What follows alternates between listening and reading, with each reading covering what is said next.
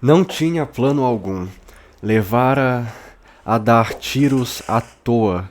Na sua opinião, já devia ter feito todo o esforço para ocupar a Ilha das Cobras, embora isso custasse rios de sangue. Bustamante não tinha opinião assentada, mas Quaresma e Fontes julgavam que não. Seria uma aventura arriscada e de uma improficuidade patente. Albernaz ainda não tinha dado seu aviso e veio a fazê-lo assim. Mas nós reconhecemos o Maitá e por pouco. Entretanto, não a tomaram, disse Fontes. As condições naturais eram outras e assim mesmo o reconhecimento foi perfeitamente inútil. O senhor sabe, esteve lá. Isto é, adoeci e vim um pouco antes para o Brasil. Mas o camisão disse-me que foi arriscado. Quaresma voltara ao silêncio. Ele procurava ver Ismênia. Fontes lhe tinha inteirado do seu estado e o major se sentia por qualquer coisa preso à moléstia da moça. Viu todos, Dona Maricota, sempre ativa e diligente, Lalá a arrancar com o olhar o noivo da conversa interminável, e as outras que vinham de quando em quando da sala de visitas à sala de jantar, onde ele estava. Por fim, não se conteve, perguntou. Soube que estava em casa da irmã casada e ia pior, cada vez mais abismada na sua mania, enfraquecendo-se de corpo. O general contou tudo com franqueza a Quaresma e quando acabou de narrar aquela sua desgraça íntima, disse com um longo suspiro: Não sei, Quaresma, não sei. Eram 10 horas quando o major se despediu. Voltou de bonde para a ponta do caju. Saltou e recolheu-se logo a seu quarto. Vinha cheio da perturbação especial que põe em nós o luar que estava lindo, terno e leitoso naquela noite. É uma emoção de desafogo do corpo, de delíquio. Parece que nos tiram o envoltório material e ficamos só alma, envolvidos numa branda atmosfera de sonhos e quimeras.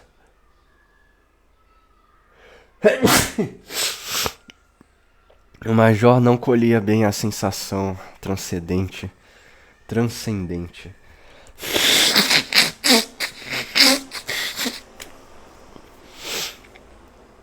Mas sofria sem perceber o efeito da luz pálida e fria do luar. Deitou-se um pouco, vestido não por sono, mas em virtude daquela doce embriaguez que o astro lhe tinha posto nos sentidos. Dentro em pouco Ricardo veio chamá-lo. O marechal estava aí. Era seu hábito sair à noite, às vezes de madrugada, e ir de posto em posto. O fato se espalhou pelo público que o apreciava extraordinariamente e o presidente teve mais esse documento para afirmar a sua fama de estadista consumado. Quaresma veio ao seu encontro. Floriano vestia chapéu de feltro mole, abas largas e uma curta sobrecasaca surrada. Tinha um ar de malfeitor ou de exemplar chefe de família em aventuras extraconjugais. O major cumprimentou-o e esteve a dar-lhe notícias do ataque que fora feito ao seu posto há dias passados. O marechal respondia por monossílabos preguiçosos e olhava ao redor.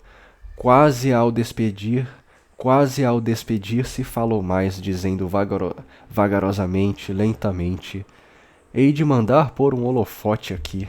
Quaresma veio acompanhá-lo até ao bonde. Atravessaram o velho sítio de recreio dos imperadores. Um pouco afastada da estação, uma locomotiva semi-acesa resfolegava. Semelhava roncar dormindo os carros pequenos banhados pelo luar, muito quietos, sossegados como que dormiam. As anosas mangueiras, com falta de galhos aqui e ali, pareciam polvilhadas preciosamente de prata. O luar estava magnífico. Os dois andavam. O marechal perguntou: Quantos homens você tem? 40. O marechal mastigou não é muito, e voltou ao mutismo. Num dado momento, Quaresma viu-lhe o rosto inundado pela luz da lua. Pareceu-lhe mais simpática a fisionomia do ditador. Se lhe falasse, preparou a pergunta: mas não teve coragem de pronunciá-la. Continuaram a andar. O major pensou: que é que tem? Não há desrespeito algum. Aproximaram-se do portão. Num dado momento, como que houve uma bulha atrás, Quaresma voltou-se, mas Floriano quase não o fez. Os edifícios da serraria pareciam cobertos de neve, tanto era o branco luar. O major continuou a mastigar a sua pergunta. Urgia, era indispensável. O portão estava a 2 passos. Tomou coragem, ousou e falou: Vossa Excelência já leu meu memorial, Marechal? Floriano respondeu lentamente, quase sem levantar o lábio pendente. Li. Quaresma entusiasmou-se. Vê, Vossa Excelência, como é fácil erguer este país, desde que se cortem todos aqueles empecilhos que eu apontei no memorial que Vossa Excelência teve a bondade de ler, desde que se corrijam os erros de uma legislação defeituosa e inadaptável às condições do país. Vossa Excelência verá que tudo isto muda, que em vez de tributários ficaremos com a nossa independência feita. Se Vossa Excelência quisesse, à proporção que falava, mais Quaresma se entusiasmava. Ele não podia ver bem a fisionomia do ditador, encoberto agora como lhe estava o rosto pelas abas do chapéu de feltro. Mas se a visse, teria de esfriar, pois havia na sua máscara sinais de aborrecimento mais mortal. Aquele falatório de Quaresma, aquele apelo à legislação, a medidas governamentais, iam mover-lhe o pensamento por mais que não quisesse. O presidente aborrecia-se. Num dado momento disse: Mas pensa você, Quaresma, que eu hei de pôr a enxada na mão de cada um desses vadios? Não havia exército que chegasse. Quaresma espantou-se, titubeou, mas retorquiu: Mas não é isso, Marechal. Vossa Excelência Vossa Excelência, com seu prestígio e poder, está capaz de favorecer com medidas enérgicas e adequadas o aparecimento de iniciativas, de encaminhar o trabalho, de favorecê-lo e torná-lo remunerador. Bastava, por exemplo, atravessavam o portão da velha quinta de Pedro I. O luar continuava lindo, plástico e opalescente. Um grande edifício inacabado que havia na rua parecia terminado, com vidraças e portas feitas com a luz da lua. Era um palácio de sono. Floriano já ouvia Quaresma muito aborrecido. O bonde chegou. Ele se despediu do major, dizendo com aquela sua placidez de voz: Você, Quaresma, é um visionário. O bonde partiu. A lua povoava os espaços, dava fisionomia às coisas, fazia nascer sonhos em nossa alma, enchia a vida, enfim, com a sua luz emprestada. 3. E tornaram logo silenciosos. Eu tenho experimentado tudo, Quaresma, mas não sei, não há meio. Já levou a um médico especialista? Já. Tenho corrido médicos, espíritas e até feiticeiros, Quaresma. E os olhos do velho se orvalhavam por baixo do pince-nez. Os dois se haviam encontrado na pagodaria da guerra e vinham pelo campo de Santana a pé, enquanto a pequenos passos e conversando. O general era mais alto que Quaresma, e quando este tinha a cabeça sobre um pescoço alto, aquele a tinha metida entre os ombros proeminentes, como cotos de asas. Albernaz reatou: E remédios? Cada médico receita uma coisa. Os espíritas são os melhores, dão homeopatia. Os feiticeiros tisanas, rezas e defumações. Eu não sei, Quaresma. Albernaz reatou: eu não sei, Quaresma. E levantou os olhos para o céu que estava um tanto plúmbeo. Não se demorou, porém, muito nessa postura. O pince-nez não permitia. Pince-nez já começava a cair. Quaresma abaixou a cabeça e andou assim um pouco, olhando as granulações do granito do passeio. Levantou o olhar ao fim de algum tempo e disse: Por que não a recolhe a uma casa de saúde, general? Meu médico já me aconselhou isso. A mulher não quer, e agora mesmo, no estado em que a menina está, não vale a pena. Falava da filha, da Ismênia, que naqueles últimos meses piorava sensivelmente. Não tanto da sua moléstia mental, mas da saúde comum, vivendo de cama, sempre febril, enlaguecendo, definhando, marchando a passos largos para o abraço frio da morte.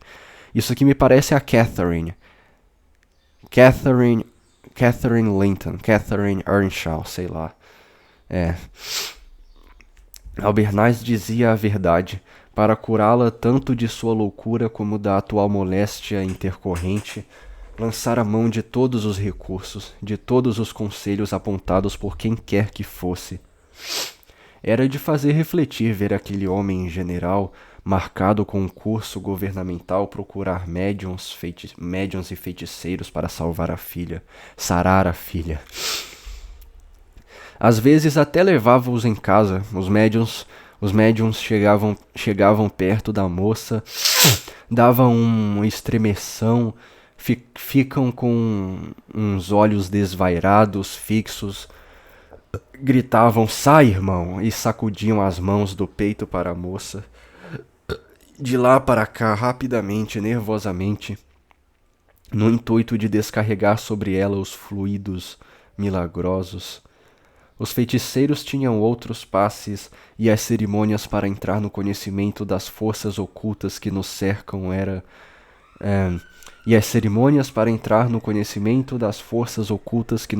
eram demoradas, lentas e acabadas. Em geral eram pretos africanos. Chegavam, acendiam um fogareiro no quarto, tiravam de um cesto um sapo empalhado ou outra coisa esquisita, batiam com feixes de ervas, ensaiavam passos de dança e pronunciavam palavras ininteligíveis. O ritual era complicado e tinha a sua demora. Na saída, a pobre Dona Maricota, um tanto já diminuída da sua atividade e diligência, olhando ternamente aquele grande rosto negro do mandingueiro, onde a barba branca punha mais veneração e certa grandeza, perguntava: então, titio? O preto considerava um instante como se estivesse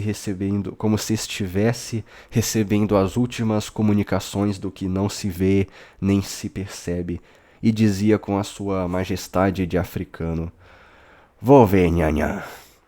Tô crotando mandinga. Ela e o general tinham assistido à cerimônia, e o amor de paz e também esse fundo de superstição que há em todos nós levavam a olhá-la com respeito, quase com fé. Então foi feitiço que fizeram a minha filha? Perguntava a senhora. Foi sim, nhanhã. Quem? Santo não quer dizer.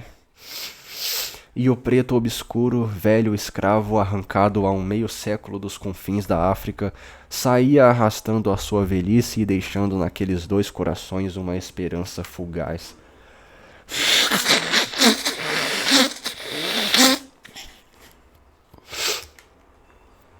Era uma singular situação, a daquele preto africano, ainda certamente pouco esquecido das dores do seu longo cativeiro, lançando mão dos resíduos de suas ingênuas crenças tribais, resíduos que tão a custo tinham resistido ao seu transplante forçado para terras de outros deuses e empregando-os na consolação dos seus senhores de outro tempo, como que os deuses de sua infância e de sua raça, aqueles sanguinários manipansos da África indecifrável, quisessem vingá-lo à legendária maneira do Cristo dos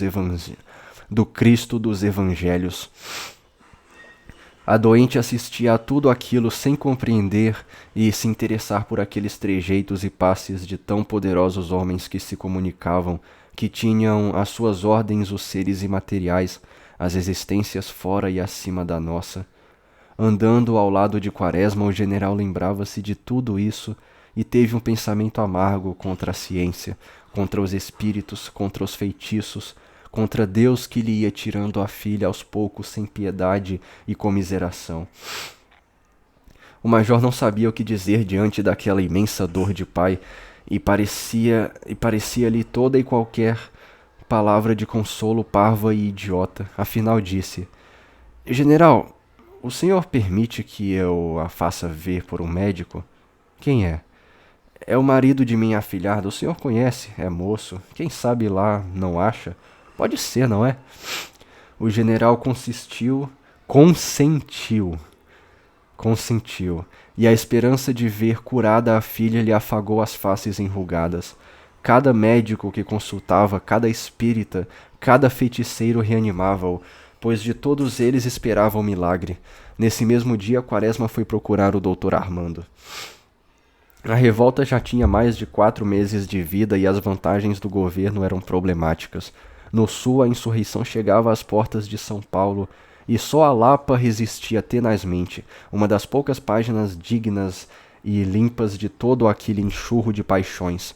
A pequena cidade tinha dentro de suas trincheiras o coronel Gomes Carneiro, uma energia, uma vontade, verdadeiramente isso, porque era sereno, confiante e justo. Não se desmanchou em violências de apavorado e soube tornar verdade a gasta frase grandiloquente, resistir até a morte. A ilha do governador tinha sido ocupada e Magé tomado. Os revoltosos, porém, tinham a vasta baía e a barra apertada por onde saíam e entravam sem temer o estorvo das fortalezas. As violências, os crimes que tinham assinalado esses dois marcos da atividade guerreira do governo chegavam ao ouvido de Quaresma e ele sofria. Da ilha do governador fez-se uma verdadeira mudança de móveis, roupas e outros haveres. O que não podia ser transplantado era destruído pelo fogo e pelo machado. A ocupação deixou lá a mais execrada memória e até hoje os seus habitantes ainda se recordam dolorosamente de um capitão patriótico ou da Guarda Nacional Ortiz pela sua ferocidade e insofrido gosto pelo saque e outras vexações. Passava um pescador com uma tampa de peixe e o capitão chamava o pobre homem: Venha cá. O homem aproximava-se amedrontado e Ortiz perguntava: Quanto quer por isso? 3.000 réis, capitão. Ele sorria diabolicamente e familiarmente regateava. Você não deixa por menos? Está caro. Isso é peixe ordinário. Carapebas, ora. Bem, capitão, vá lá por 2.500. Leve isso lá dentro. Ele falava na porta de casa. O pescador voltava e ficava um tempo em pé demonstrando que esperava o dinheiro. Ortiz balançava a cabeça e dizia escarninho: Dinheiro, hein? Vai cobrar ao Floriano. Entretanto, Moreira César deixou boas recordações de si e ainda hoje há lá quem se lembre dele, agradecido por este ou aquele benefício que o famoso coronel lhe prestou. As forças revoltosas pareciam não ter enfraquecido, tinham porém perdido 2 navios, sendo um destes o Javari, cuja reputação na revolta era das mais altas e consideradas. As forças de terra detestavam-no particularmente.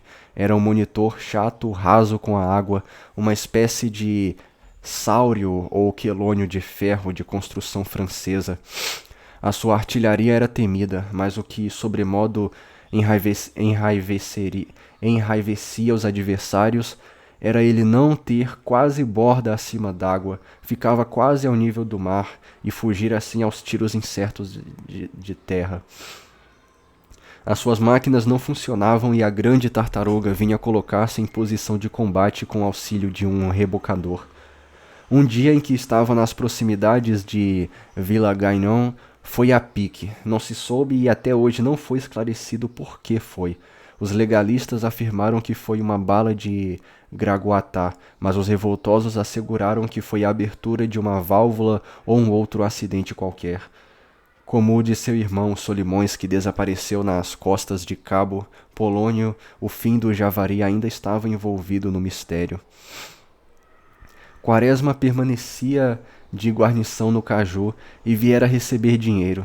Deixara lá Polidouro, pois os outros oficiais estavam doentes ou licenciados, e Fontes, que sendo uma espécie de inspetor-geral, ao contrário de seus hábitos, dormira aquela noite no pequeno pavilhão imperial e ia ficar até tarde. Ricardo, coração dos outros, desde o dia da proibição de tocar violão, andava macambúzio. Tiraram-lhe, tinham-lhe Tinham-lhe tirado o sangue, o motivo de viver, e passava os dias taciturno, encostado a um tronco de árvore, maldizendo no fundo de si a incompreensão dos homens e os caprichos do destino. Fontes notara sua tristeza e, para minorar-lhe o desgosto, obrigara Bustamante a fazê-lo sargento. Não foi sem custo, porque o antigo veterano do Paraguai encarecia muito essa graduação e só a dava como recompensa excepcional ou quando requerida por pessoas importantes. A vida do pobre menestrel era assim de um mero engaiolado, e de quando em quando ele se afastava um pouco e ensaiava a voz para ver se ainda a tinha e não fugira com o fumo dos disparos.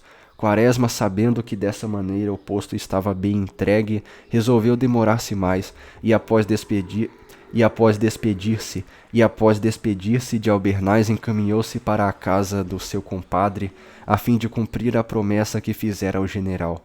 Coleoni ainda não decidira a sua viagem à Europa, hesitava, esperando o fim da rebelião que não parecia estar próximo. Ele nada tinha com ela, até ali não dissera a ninguém a sua opinião, e se era muito instado, apelava para sua condição de estrangeiro e metia-se numa reserva prudente. Mas aquela exigência de passaporte tirado na chefatura de polícia dava-lhe susto. Naqueles tempos toda a gente tinha medo de tratar com autoridades. Havia tanta má vontade com os estrangeiros, tanta arrogância nos funcionários, que ele não se animava a ir obter o documento, temendo que uma palavra, que um olhar, que um gesto, interpretados por qualquer funcionário zeloso e dedicado, não o levassem a sofrer maus quartos de hora. Verdade é que ele era italiano, e a Itália já fizera ver ao ditador que era uma grande potência, mas no caso de que se lembrava, tratava-se de um marinheiro, por cuja vida, extinta por uma descarga das forças legais, Floriano pagara a quantia de 100 contos. Ele, Coleoni, porém, não era marinheiro, e não sabia, caso fosse preso, se os representantes diplomáticos de seu país tomariam interesse pela sua liberdade.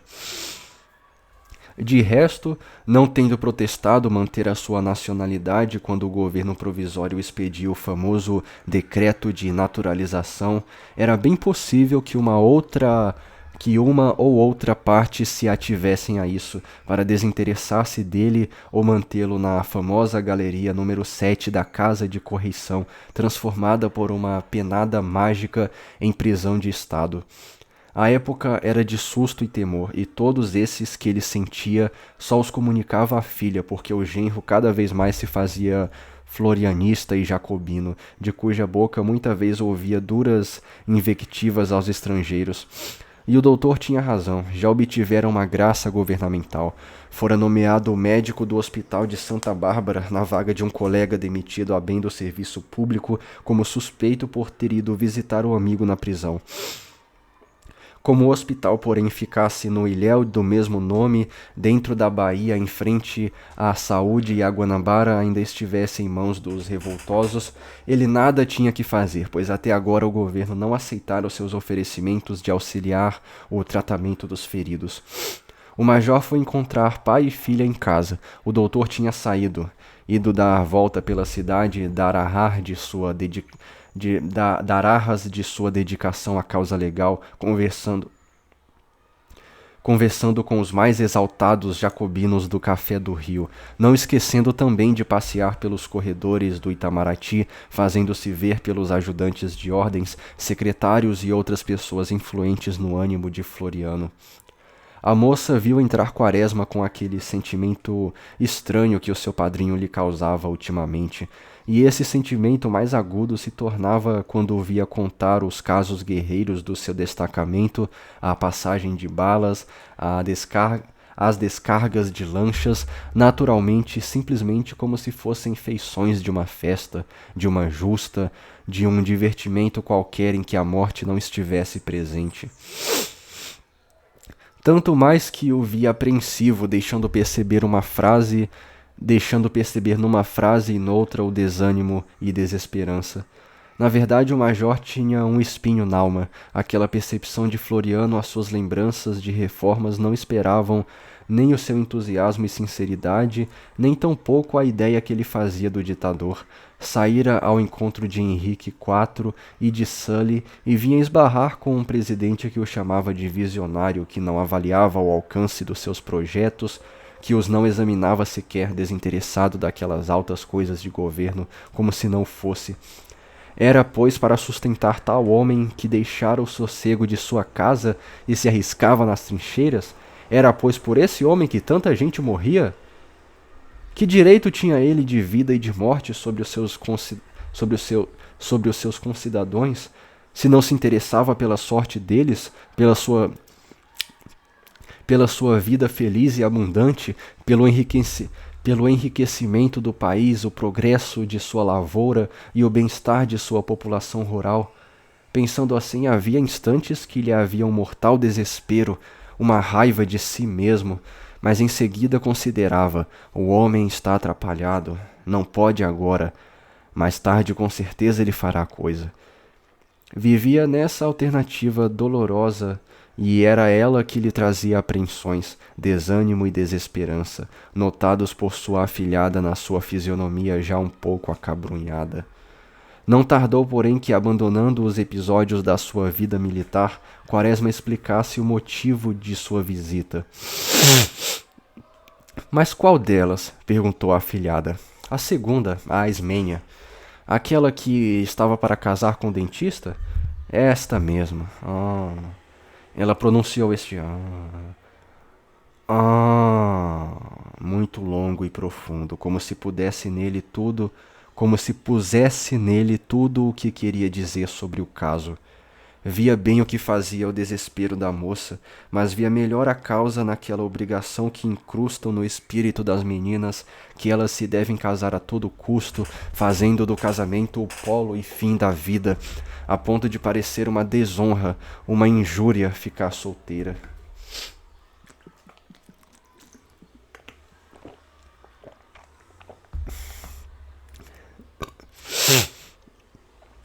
O casamento já não é mais amor, não é paternidade, não é nada disso. É simplesmente casamento.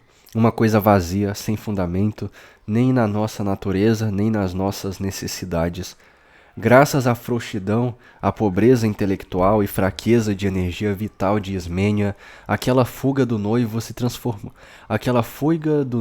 transformou em certeza de não casar mais e tudo nela se abismou nessa ideia desesperada.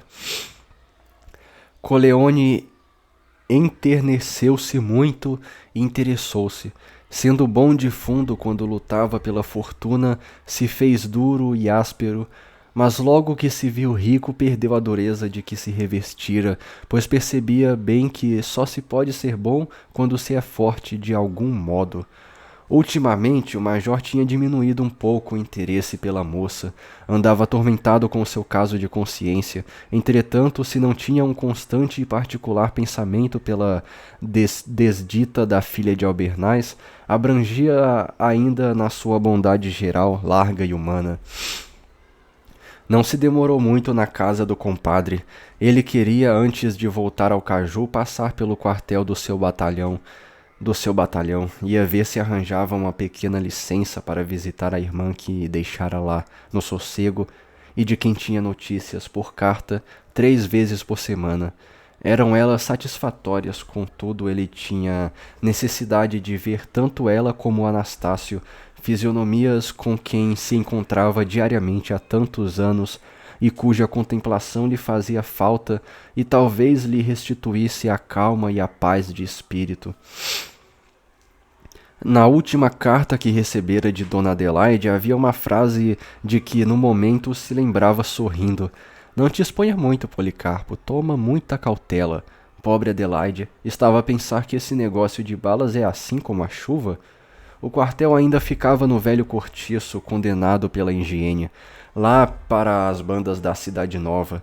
Assim que Quaresma apontou na esquina, a sentinela deu um grande berro, fez uma imensa bulha com a arma e ele entrou, tirando o chapéu da cabeça baixa, pois estava à paisana e tinha abandonado a cartola com medo de que esse traje fosse ferir as susceptibilidades republicanas dos jacobinos. No pátio, o instrutor coxo adestrava novos voluntários e os seus majestosos e demorados gritos: Ombro! Armas! Meia volta, vou ver! Subiam no céu e ecoavam longamente pelos muros da antiga estalagem. Bustamante estava no seu cubículo, mais conhecido por gabinete, irrepreensível no seu uniforme verde garrafa, alamares dourados e vivos azul ferrete. Com auxílio de um sargento, examinava a escrita de um livro quarteleiro. Tinta vermelha, sargento, é como mandam as instituições de 1864. Tratava-se de uma emenda ou de coisa semelhante. Logo que viu Quaresma entrar, o comandante exclamou radiante: O major adivinhou? Quaresma descansou placidamente o chapéu, bebeu um pouco d'água e o coronel Inocêncio explicou a alegria. Sabe que temos de marchar? Para onde? Não sei, recebi ordem do Itamaraty. Ele não dizia nunca. Ele não dizia. Ele não dizia nunca do quartel-general. Ele não dizia nunca do quartel-general, nem mesmo do ministro da guerra. Era do Itamaraty, do presidente, do chefe supremo. Parecia que assim dava mais importância a si mesmo e ao seu batalhão. Fazia-o uma espécie de batalhão de guarda, favorito e amado do ditador. Quaresma não se espantou nem se aborreceu. Percebeu que era impossível obter a licença e também necessário mudar os seus estudos. Da artilharia tinha que passar para a infantaria. O major é que vai comandar o corpo, sabia? Não, coronel. Não, coronel. E o senhor não vai? Não, disse Bustamante, alisando o cavanhaque mosaico e abrindo a boca para o lado esquerdo. Tenho que acabar a organização da unidade e não posso. Não se assuste. Mais tarde irei lá ter. Começava a tarde, quando Quaresma saiu do quartel. O instrutor coxo continuava com força, majestade e demora a gritar: Ombro! Armas! A sentinela não pôde fazer a bulha da entrada porque só viu o major quando já ia longe. Ele desceu até a cidade e foi ao correio. Havia alguns tiros espaçados. No Café do Rio, os levitas continuavam a trocar ideias para a consolidação definitiva da República. Antes de chegar ao correio, Quaresma lembrou-se de sua partida. Correu a uma livraria e comprou livros sobre infantaria. Precisava também dos regulamentos. Arranjaria no quartel-general. Para onde ia? Para o sul? Para Magé? Para Niterói? Não sabia. Não sabia. Ah, se isso fosse para a realização dos seus desejos e sonhos, mas quem sabe, podia ser, talvez, mais tarde. E passou o dia atormentado pela dúvida do bom emprego de sua vida e de suas energias. O marido de Olga não fez nenhuma questão em ir ver a filha do general. Ele levava a íntima convicção de que a sua ciência toda nova pudesse fazer alguma coisa, mas assim não se deu.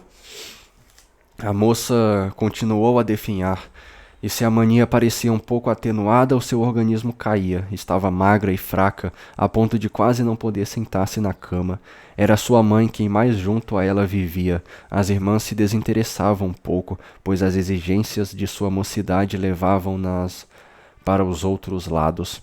Dona Maricota, tendo perdido todo aquele antigo fervor pelas festas e bailes, estava sempre no quarto da filha, a consolá-la, animá-la, e às vezes, quando a olhava muito, como que se sentia um tanto culpada pela sua infelicidade. A moléstia tinha posto mais firmeza nos traços de Ismênia, tinha-lhe diminuído a lassidão, tirado o mortiço dos olhos e os seus lindos cabelos castanhos, com reflexos de ouro, mais belos se faziam quando cercavam a palidez de sua face. Raro era falar muito. E assim foi que naquele dia se espantou muito Dona Maricota com a loquacidade da filha. Mamãe, quando se casa Lalá? Quando se acabar a revolta. A revolta ainda não acabou? A mãe respondeu-lhe e ela esteve um instante calada, olhando o teto, e após essa contemplação disse à mãe: Mamãe, eu vou morrer. As palavras saíram-lhe dos lábios seguras, doces e naturais. Não diga isso, minha filha, adiantou-se Dona Maricota. Qual morrer? Você vai ficar boa. Seu pai vai levar você para Minas, você engorda, toma forças. Isso aqui parece a Joe e a Beth no Little Women lá. Quando a Beth já sabia que ia morrer. E a Joe ficou, não, Joe, que isso? A mãe dizia-lhe tudo isso devagar, alisando-lhe a face com a mão, como se tratasse de uma criança. Ela ouvia tudo com paciência e voltou por sua vez serenamente. Qual, mamãe? Eu sei. Vou morrer e peço uma coisa, senhora. A mãe ficou espantada com a seriedade e firmeza da filha, olhou em redor, deu com a porta semicerrada e levantou-se para fechá-la. Quis ainda ver se a dissuadia daquele pensamento. Ismênia, porém, continuava a repeti-lo pacientemente, docemente, serenamente. Eu sei, mamãe. Bem, suponho que é verdade. O que é que você quer? Eu quero, mamãe, ir vestida de noiva. Dona Maricota ainda quis brincar, troçar. A filha, porém, voltou-se para o outro lado, pôs-se a dormir, com um leve respirar espaçado. A mãe saiu do quarto comovida, com lágrimas nos olhos e a secreta certeza de que a filha falava a verdade. Não tardou muito a se verificar. O doutor Armando a tinha visitado naquela manhã pela 4ª vez. Ela parecia melhor desde alguns dias, falava com discernimento, sentava-se à cama e conversava com prazer. Dona Maricota teve que fazer uma visita e deixou a doente entregue às irmãs. Elas foram lá ao quarto várias vezes e parecia dormir. Distraíram-se. Ismênia despertou. Viu por entre a porta do guarda-vestidos meio aberto o seu traje de noiva. Teve vontade de vê-lo mais de perto. Levantou-se, descalça, e estendeu na cama para contemplá-lo. Chegou-lhe o desejo de vesti-lo, pôs a saia e por aí vieram recordações do seu casamento falhado. Lembrou-se do seu noivo, do nariz fortemente ósseo e dos olhos esgazeados de Cavalcante, mas não se recordou com ódio, antes como se fosse um lugar visto há muito tempo e que a tivesse impressionado.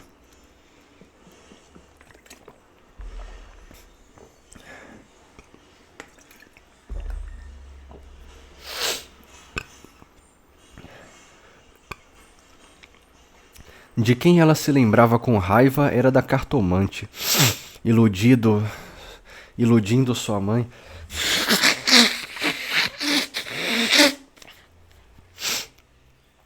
Iludindo sua mãe acompanhada por uma criada, tinha conseguido consultar Me, sem a.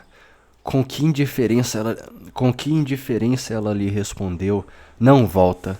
Aquilo doeu-lhe. Que mulher má! Desde esse dia, acabou de abotoar a saia em cima do corpinho, pois não encontrara colete, e foi ao espelho, viu seus ombros nus, o seu colo muito branco, surpreendeu-se. Era dela aquilo tudo? Apalpou-se um pouco e depois colocou a coroa. O véu afagou-lhe as espáduas carinhosamente, como um adejo de borboleta. Teve uma fraqueza, uma coisa, deu um ai e caiu de costas na cama com as pernas para fora. Quando a vieram ver, estava morta. Tinha ainda a coroa na cabeça e um seio muito branco e redondo saltava-lhe do corpinho. Ixi. O enterro foi feito no dia imediato e a casa de Albernaz esteve os 2 dias cheia, como nos dias de suas melhores festas. Quaresma foi ao enterro. Ele não gostava muito dessa cerimônia, mas veio e foi ver a pobre moça no caixão, coberta de flores, vestida de noiva com um ar imaculado de imagem. Pouco mudara, entretanto. Era ela mesma ali. Era a Ismênia dolente e pobre de nervos, com seus traços miúdos e os seus lindos cabelos, que estava dentro daquelas 4 tábuas. A morte tinha fixado a sua pequena beleza e o seu aspecto pueril, e ela ia para a cova com a insignificância, com a inocência e a falta de acento próprio que tinha tido em vida. Contemplando aqueles tristes restos, Quaresma viu o caixão do coche parar na porta do cemitério, atravessar pelas ruas de túmulos uma multidão que trepava, se tocava, lutava por espaço, na estreiteza da várzea e nas encostas das colinas. Algumas sepulturas como se olhavam com afeto e algumas sepulturas como se olhavam com afeto e se queriam aproximar.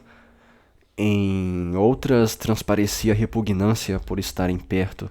Havia ali, naquele mudo laboratório de decomposições, solicitações incompreensíveis, repulsões, simpatias e antipatias.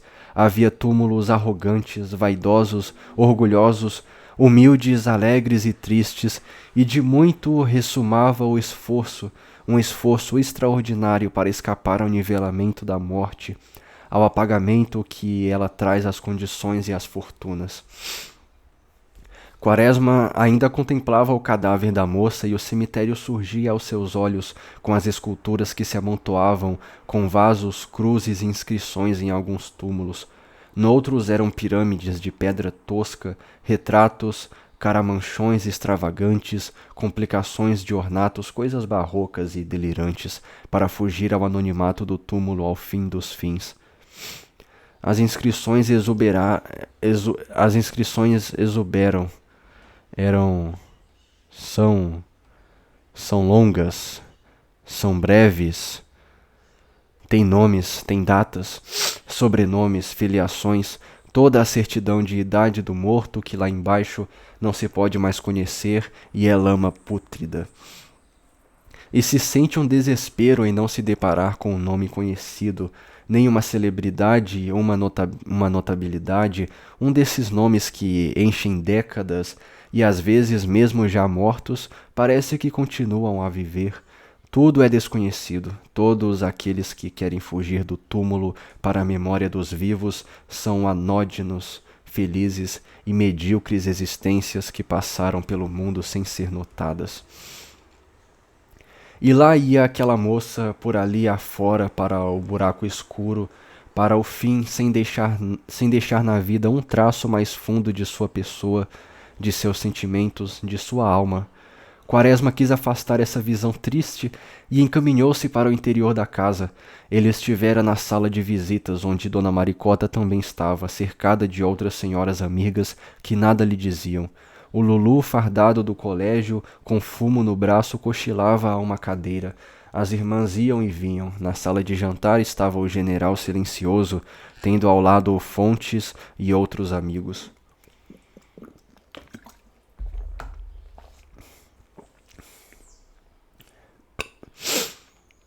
Caldas e Bustamante conversavam baixos, afastados, e quando Quaresma passou pôde ouvir o almirante dizer: Qual, sempre esse qual. Os homens estão dentro um pouco. Aqui o governo está exausto. O major ficou na janela que dava para o quintal. O tecido do céu tinha se adelgaçado. O azul estava sedoso e fino, e tudo tranquilo, sereno e calmo.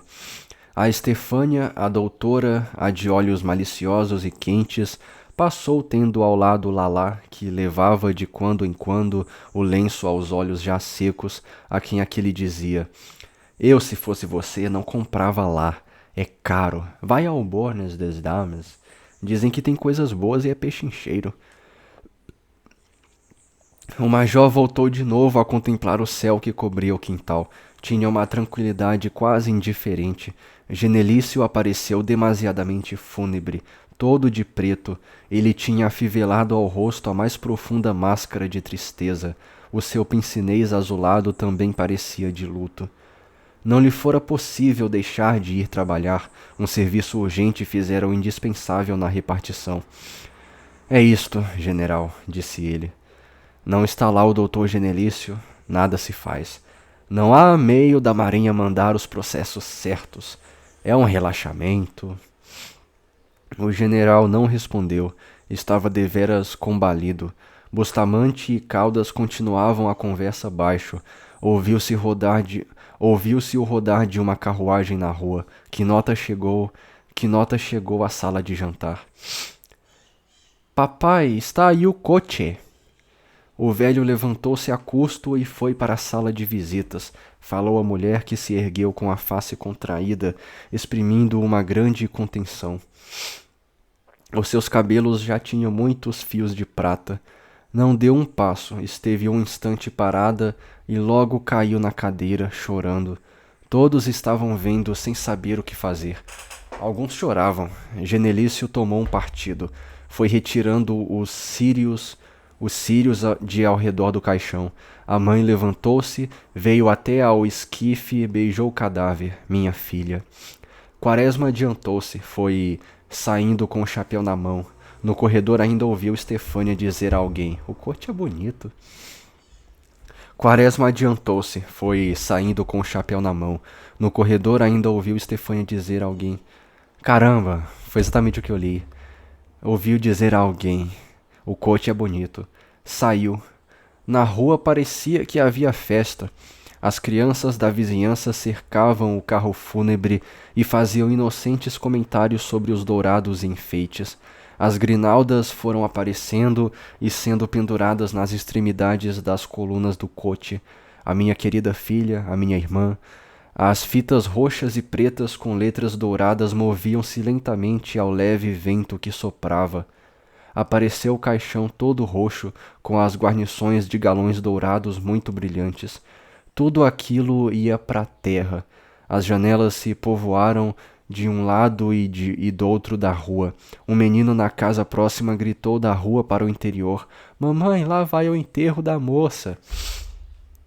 O caixão foi afinal amarrado fortemente no carro mortuário, cujos cavalos russos, cobertos com uma rede preta, escarvavam o chão cheios de impaciência.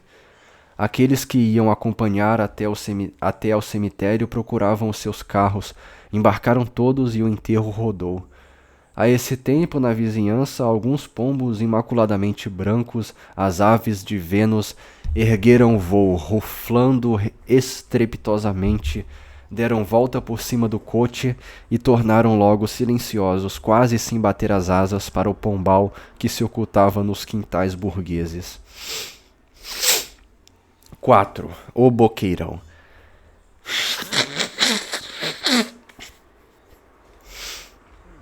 O sítio de Quaresma, em Curuzu, voltava aos poucos ao estado de abandono em que ele o encontrava. A erva daninha crescia e cobria tudo. As plantações que fizera tinham desaparecido na invasão do capim, do carrapicho, das urtigas e outros arbustos. Os arredores da casa ofereciam um aspecto desolador, apesar dos esforços de Anastácio, sempre vigoroso e trabalhador na sua forte velhice africana, mas baldo de iniciativa, de método, de continuidade no esforço. Um dia capinava aqui, noutro dia ali, outro pedaço, e assim ia saltando de trecho em trecho, sem fazer barulho que se visse, permitindo que as terras e os arredores da casa adquirissem um aspecto de desleixo que não condizia com o seu trabalho efetivo. As formigas voltaram também, mais terríveis e depredadoras, vencendo obstáculos, devastando tudo, restos de seara, brotos de fruteiras, até os araçazeiros depenavam com uma energia e bravura que sorriam aos fracos expedientes da inteligência crestada do antigo escravo, incapaz de achar meios eficazes de batê-las ou afugentá-las. Entretanto, ele cultivava, era a sua mania, o seu vício, uma teimosia de caduco. Tinha uma horta que disputava diariamente as saúvas, e como os animais da vizinhança a tivessem um dia invadido, ele a protegeu pacientemente com uma cerca de materiais mais concebíveis, latas de querosene desdobradas, caibros bons, folhas de coqueiros, tábuas de caixão, não obstante ter à mão bambus à vontade. Na sua inteligência havia uma necessidade do tortuoso, do aparentemente fácil, e em tudo ele punha esse jeito de sua psique, tanto no falar, com grandes rodeios, como nos canteiros que traçava irregulares, maiores aqui, menores ali, fugindo à regularidade, ao paralelismo, à simetria com o horror artístico. A revolta tinha tido sobre a política local um efeito. A revolta tinha tido sobre a política local efeito pacificador. Todos os partidos se fizeram dedicadamente governistas, de forma que entre os dois poderosos contendores, o Dr. Campos e o Tenente Antônio, houve um traço de união que os reconciliou e os fez entenderem-se. Ao osso que ambos disputavam encarniçadamente, chegou um outro mais forte que pôs em perigo a segurança de ambos, e eles se puseram em expectativa um instante unidos. O candidato foi imposto pelo governo central e as eleições chegaram. É um momento bem curioso esse das eleições na roça. Não se sabe bem de onde saem tantos tipos exóticos. De tal forma são eles esquisitos que se pode mesmo esperar que apareçam calções e bofes de renda, espadins e gibão. Há sobrecasacas de cintura, há calças boca de sino, há chapéus de seda, todo um museu de indumentária que aqueles roceiros vestem e por um instante fazem viver por entre as ruas esburacadas e estradas poeirentas das vilas e lugarejos. Não faltam também os valentões com calças bombachas e grandes bengalões de pequiá à espera do que der e vier. Para a monótona vila que levava Dona Adelaide, esse desfile de manequins de museu por sua porteira em direção à sessão eleitoral que lhe ficava nas proximidades foi um divertimento. Ela passava longos e tristes dias naquele isolamento. Fazia-lhe companhia desde muito a mulher de Felizardo, a sinhá Chica, uma velha cafusa, espécie de Medéia esquelética cuja fama de rezadeira pairava por sobre todo o município. Não havia quem como ela soubesse rezar dores, cortar febres, curar cobreiros e conhecesse os efeitos das ervas medicinais, a língua de vaca, a silvina, o cipó-chumbo, toda aquela drogaria que crescia pelos campos, pelas capoeiras e pelos troncos de árvores. Além desse saber que a fazia estimada e respeitável, tinha também a habilidade de assistir partos.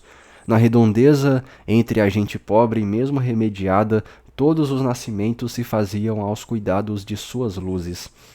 Era de ver como pegava uma faca e agitava o pequeno instrumento doméstico em cruz repetidas vezes sobre a sede da dor, sobre a sede ou sede da dor ou da tarefa, rezando em voz baixa, balbuciando preces que afugentavam o espírito maligno que estava ali. Contavam-se dela milagres, vitórias extraordinárias, denunciadoras do seu estranho poder quase mágico sobre as forças ocultas que nos perseguem ou nos auxiliam. Um dos mais curiosos, e era contado em toda a parte e a toda hora, consistia no afastamento das lagartas. Os vermes haviam dado num feijoal aos milheiros, cobrindo as folhas e os colmos. O proprietário já desesperava e tinha tudo por perdido quando se lembrou dos maravilhosos poderes de Sinhá Chica. A velha lá foi, pôs cruzes de gravetos pelas bordas da roça, assim como se fizesse uma cerca de invisível material que nela se apoiasse. Deixou uma extremidade aberta e colocou-se na oposta a rezar. Não tardou o milagre a verificar-se. Os vermes, num rebanho moroso e serpejante, como se fossem tocados pela vara de um pastor, foram saindo na sua frente, devagar, aos 2, aos 4, aos 5, aos 10, aos 20, e um só não ficou. O doutor Campos não tinha absolutamente nenhuma espécie de ciúme desse rival. Armou-se de um pequeno desdém pelo poder sobre-humano da mulher, mas não apelou nunca para o arsenal de leis que vedava o exército de sua transcendente medicina. Seria a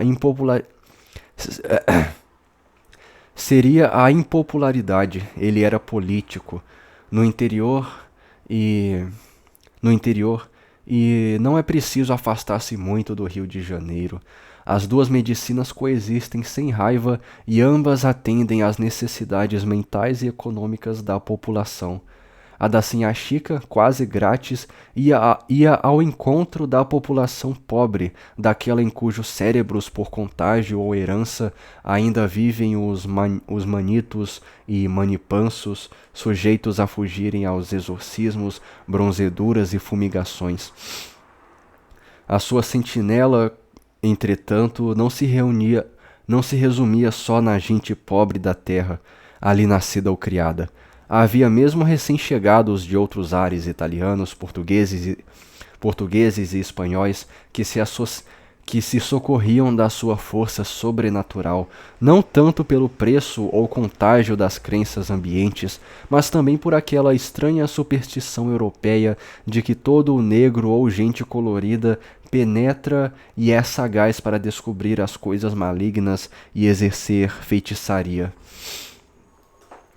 Enquanto a terapêutica fluídica ou herbácea de Sinhá Chica atendia aos miseráveis, aos pobretões, a do Dr. Campos era requerida pelos mais cultos e ricos, cuja evolução mental exigia a medicina regular e oficial.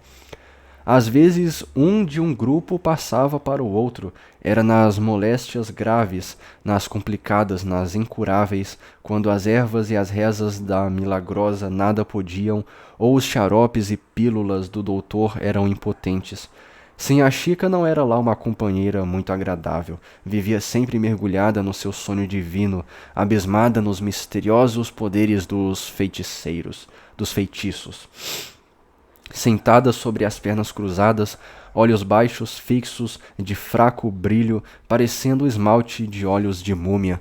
Tanto ela era encarquilhada e seca. Não esquecia também os santos, a Santa Madre Igreja, os mandamentos, as orações ortodoxas. Embora não soubesse ler, era forte no catecismo e conhecia a história sagrada aos pedaços, aduzindo a eles interpretações suas e interpolações pitorescas. Com Apolinário, o famoso capelão das ladainhas, ela era o forte poder espiritual da terra.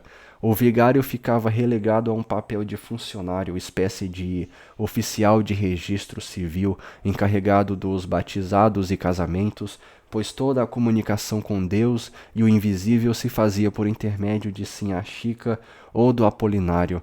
É de dever falar em casamento, mas bem podiam ser esquecidos, porque a nossa gente pobre faz uso reduzido de tal sacramento, e a simples mancebia por toda a parte substitui a solene instituição católica. Felizardo, o marido dela, aparecia pouco em casa de Quaresma, e se aparecia era à noite, passando os dias pelos matos com medo do recrutamento, e logo que chegava indagava da mulher se o barulho já tinha acabado. Vivia num constante pavor, dormia vestido, galgando a janela e embrenhando-se na capoeira a menor bulha ouvida. Tinham 2 filhos. Mas que tristeza de gente! Ajuntavam à depressão moral dos pais uma pobreza de vigor físico e uma indolência repugnante. Eram 2 rapazes. O mais velho, José, orçava pelos 20 anos, ambos inertes, moles, sem força e sem crenças, nem mesmo a da feitiçaria, das rezas e benzeduras que fazia o encanto da mãe e merecia o respeito do pai. Não houve quem os fizesse aprender qualquer coisa e os sujeitasse a um trabalho contínuo. De quando em quando, assim de 15 em 15 dias, faziam uma talha de lenha e vendiam ao primeiro taverneiro pela metade do valor. Voltavam para casa alegres, satisfeitos, com um lenço de cores vivas, um vidro de água de colônia, um espelho, bugigangas que denunciavam ainda neles gostos bastante selvagens. Passavam então uma semana em casa, a dormir ou perambular pelas estradas e vendas. À noite, quase sempre nos dias de festa e domingos, saíam com a harmônica a tocar peças no que eram exímios, sendo a presença deles muito requestada nos bailes da vizinhança.